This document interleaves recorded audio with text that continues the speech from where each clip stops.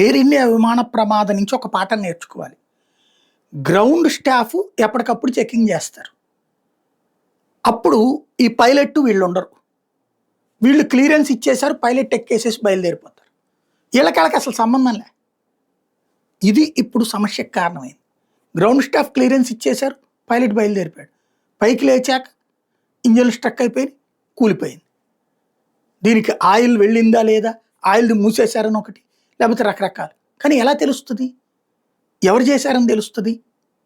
ఇది సమస్య. ఎందుకని వీళ్ళ చెక్ లిస్ట్లో అన్నీ కరెక్ట్గా ఉన్నాయని చూపెడుతున్నారు.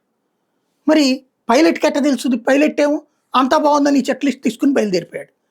అంటే వీళ్ళిద్దరి మధ్యన సమన్వయం లేదు. ఇప్పుడు మనం లారీలు, బస్సులు లేకపోతే కార్లు ఉన్నప్పుడు ఈ బస్సు డ్రైవర్కో కార్ డ్రైవర్ ఏం చేస్తాడు?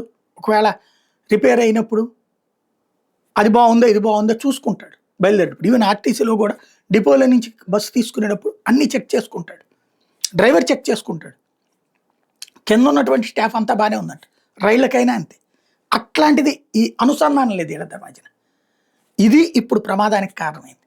కాబట్టి ఇక పైన ఈ విదేశాలకు వెళ్ళే ఫ్లైట్లు, డొమెస్టిక్ ఫ్లైట్స్కి కూడా ఫ్లైట్ తర్వాతన ఈ గ్రౌండ్ స్టాఫ్ ఓకే చేశాక అవన్నిటిని పైలట్ చెక్ చేసుకునే, క్రాస్ చెకింగ్ చేసుకుని, అవసరమైతే పైలట్కి ఇంకొక అసిస్టెంట్ని ఇవ్వండి, వీళ్ళిద్దరూ క్రాస్ చెక్ చేసుకునేటటువంటి మెకానిజం ఏర్పాటు చేయాల్సిన అవసరం ఉంది.